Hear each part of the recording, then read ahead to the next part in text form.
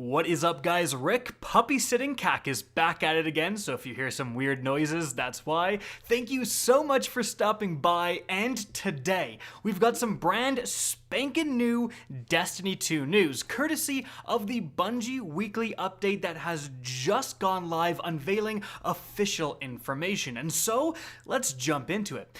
First things first, the Imperium Foundation event. It's been ongoing for quite a while, and we have reached the final 7th stage goal. The last goal was 6 billion Fractaline donated, and the newest goal for stage 7 is 9,777,000,000, I think 777,000, but yeah, basically almost 10 billion. Bungie actually released this graph here, which showcases how much Fractaline we as a community are at, and as you can see, 6,700,000,000. So it really does look like we will achieve this 9 billion goal. It's pretty much guaranteed, especially after the resets. You can see in the graph there's a big jump after every reset because that's when people get their generated Fractaline dump. But this is the time to go for it. This is the time to, stop investing per se and just donate it all. Sit there, hold down those buttons for a few hours and donate. But moving on from there, some very exciting news today. Bungie revealed some of the Sandbox changes that are going to be hitting the game starting next season. There's going to be some big changes to both the PvE and the PvP meta. So let's start with PvE. Well, one of the things that's coming is that next season, a new Nightfall difficulty above the current, I think, Legend Nightfall difficulty is being added. This new one is called Grandmaster. Bungie says it will test even the most proficient Guardians, and we'll have more details about this new ordeal in the coming weeks. So, to me, that's kind of cool. The current ordeals are fine, but once you kind of reach that Ascendant Shard cap, once you get enough, you kind of start doing them and you get into farming mode. So Grandmaster, if it's going to take, I assume, a lot longer, it's going to have to offer something really, really viable that people are going to want to play for, rather than just if you can drop it down a difficulty and farm shards way faster, that's just what everyone's going to do. So really interested to see the rewards there, because that's going to be the key factor in whether or not people are motivated to do it. Moving on to those buffs and nerfs, however, firstly, the Izanagi's Burden, arguably the best PvE exotic in the game. This kinetic sniper is getting some changes. So the animation speed of Honed Edge is no longer affected by the reload stat, and I think what that's saying is that the overall Honed Edge special reload is going to be its own thing, and therefore it's going to take longer than putting on a million different mods to increase it. So that is a nerf to it, at least from what I'm reading. And also the Outlaw perk next season will be gone, and it will be replaced by no distractions. And again, that is a little bit of a nerf. It's going to be harder now to be taking out those major enemies, reload super fast, take out another major. So Izanagi's Burden, it's still probably going to be pretty cracked, but it is getting worse. Moving on from there, sniper rifles in general are also getting a nerf. So they got a pretty significant buff with Shadow Keep, and it turns out that's being rolled back in PvE, and there's also a PvP change as well. So firstly, damage to major enemies and above have been reduced to pre-Shadow Keep values. This is approximately a 20% damage nerf. Also, Adaptive Frame Sniper's precision multiplier has been reduced from currently 3.25 times down to 2.95 times. And lastly, Rapid Fire Sniper base impact has been reduced from 100 damage currently to 90 damage. So that last change is significant for PvP. Everyone right now is using nothing but the rapid fires for the most part because they can two-shot body people. So if you miss the headshot, you get a body shot, you follow up with a super fast other body shot. Now, that won't be possible. Normally you're aiming for 200 damage. 90 plus 90 is obviously, it's not 200. So if you're one of the many people rocking a rapid fire sniper in PvP, it may be time to look at a more damaging option. And for PvE as well, this nerf is significant. I'm not sure I 100% agree with this nerf simply because I feel like one of the reasons snipers are used so much more in PvE is because the most relevant and the only new raid, the Garden of Salvation, has a sniper meta. Like, the encounters are tailor-made for sniper rifles, and that's why they're so prominent. But, you know, other options do exist, and there's DPSs, you know, something like the Lord of Wolves rivals the Izanagi's damage output, at least initially. So there's definitely other options. It's just like Bungie, if you want to make encounters designed for snipers, you can't be weirded out that people use snipers. But we'll have to see how those changes play out. Another big change for the PvE meta specifically is coming to grenade launchers. So, aggressive frame launchers are gone. They will not technically exist, and the aggressive frame intrinsic perk is going to be replaced with rapid fire frame grenade launchers. So rapid fire frame grenade launchers have their damage reduced to account for their rate of fire, which is 0.8 times of terms of a damage reduction, but also now have increased reserves. And Bungie says previously aggressive frame grenade launchers fired faster than adaptive frame but had the same damage. So all those aggressive frames, which is the Love and Death, which is the Swarm of the Raven, all the best ones for damage, they're all doing less damage next season, but they will have more reserves to compensate. So it may actually be time to potentially look for other grenade launcher frames, adaptive frame, god rolls with spike grenades, all of that stuff, in case those turn out to be the new meta in terms of grenade launchers next season. But overall as well, damage to major enemies and above by power weapon grenade launchers reduced by around 10% across the board. So even if you get an adaptive frame right now, that's still going down next season. Moving on from there, the Lord of Wolves. Woo, Lord of Wolves. Such a presence in the Crucible, but what the change is going to be, the Release the Wolves perk now significantly reduces this weapon's accuracy while active. So you can have a 10-round spray, which is great for DPS and PvE, so this weapon is still going to remain bonkers in PvE, but you won't have that pinpoint like laser beam accuracy in PvP. That's where it's going to matter. So a PvP nerf for sure for the Lord of Wolves, and I think a lot of people are going to be happy to hear that. Moving on from there, the last word, another just massive one.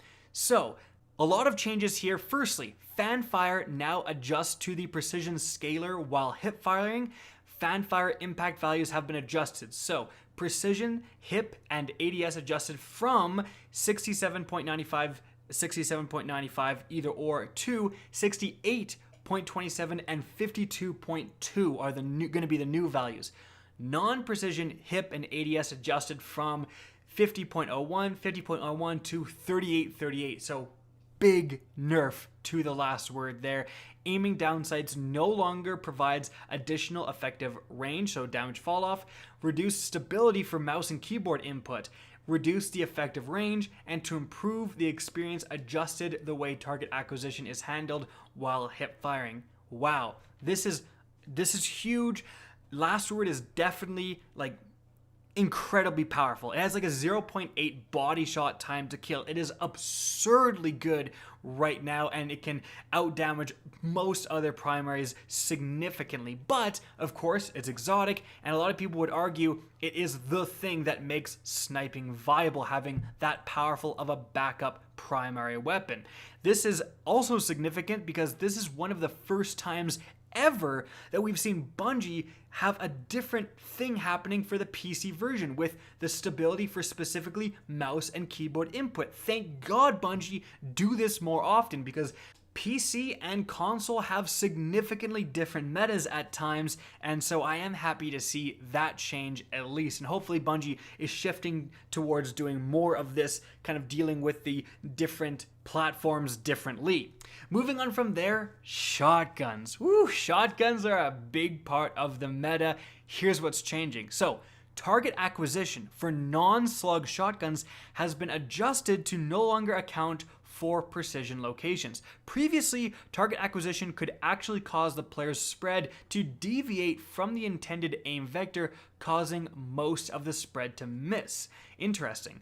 The cone angle is now adjusted on a per sub-archetype basis and is no longer adjusted by the range stat. Okay, and aiming down sights no longer adjusts the effective range for this weapon archetype. And wow, that is a lot to digest. So firstly, they're getting a little bit of a buff in terms of this whole target acquisition thing, causing people's shots to miss. That's going to be fixed. But at the same time, range not adjusting the cone angle. Essentially, the spread will kind of go out in a cone and get wider and wider as it goes further down. And I think what they're saying is that those cones are going to be preset by the archetype, and having more range won't necessarily tighten the code, and that'll help Bungie balance them a little bit more and keep more control over the archetypes. Additionally, aiming down sights no longer giving a range bonus. That is another big change, and I'm not sure I agree with this one, because obviously taking that extra time out of a gunfight to aim down sights should give you some sort of benefit. And I think, taking this out potentially reduces that benefit to almost nothing. I think there will still remain a benefit of a slightly tighter spread when aiming down sights, but it's slight. So potentially you're going to see a lot more people just running around and spamming shotguns and just completely forgetting about aiming down sights in terms of next season. We'll have to see how this plays out. Moving on from there, fusion rifles. Big changes here as well. So target acquisition for fusion rifles has been adjusted to no longer account for precision locations. Previously, target acquisition could actually cause the player's volley to deviate from the intended aim vector, causing most of the volleys to miss. So damage falloff for this weapon archetype can now floor at 0.5, previously 0.75. So the furthest range for fusion rifles, like the damage they're going to be doing at those super long ranges, is going to be overall less than it is right now. The effective range and the impact of the optics stat for this weapon archetype has been reduced across the board, so they're no longer going to be as cracked with scopes and high zoom optics. And for backup plan, all right, backup plan now adjusts impact to match the rapid fire sub-archetype while active, and charge time is now set to match the rapid fire's sub-archetype 0.85 while active. So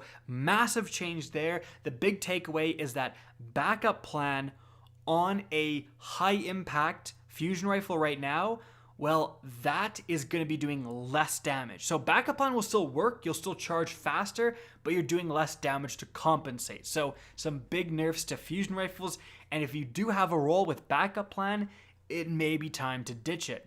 Moving on from there, auto rifles, and this is kind of the last big balancing change. So auto rifles are getting damage adjustments to be more potent in PvP. Finally, auto rifles have really not been part of the meta for goodness knows how long, like vanilla D1 basically, or sorry, vanilla D2.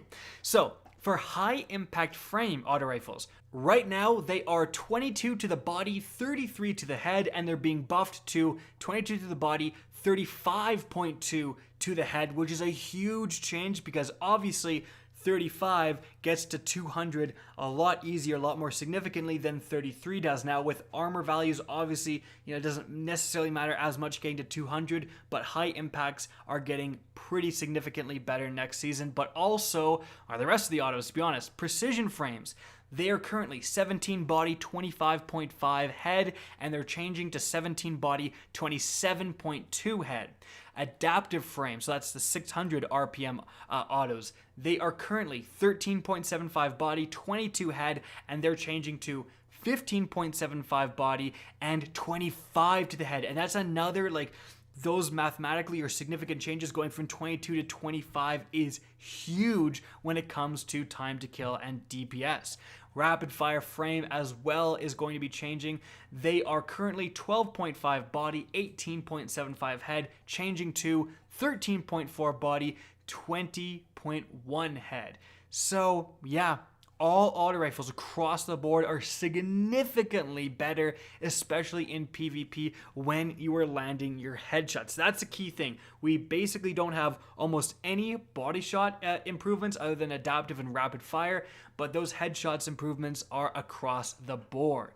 Okay guys, and that is it for the video. I hope you enjoyed, found this informative, and if you did, please remember to help me out by simply rating and especially sharing this video. If you guys want to see more Destiny 2 content similar to this, don't be afraid to slap that subscribe button. If you want to get in touch with me and keep up to date with the latest channel activity, the best way is to follow me on Twitter. Again, I hope you enjoyed the video, and as always, have a good day.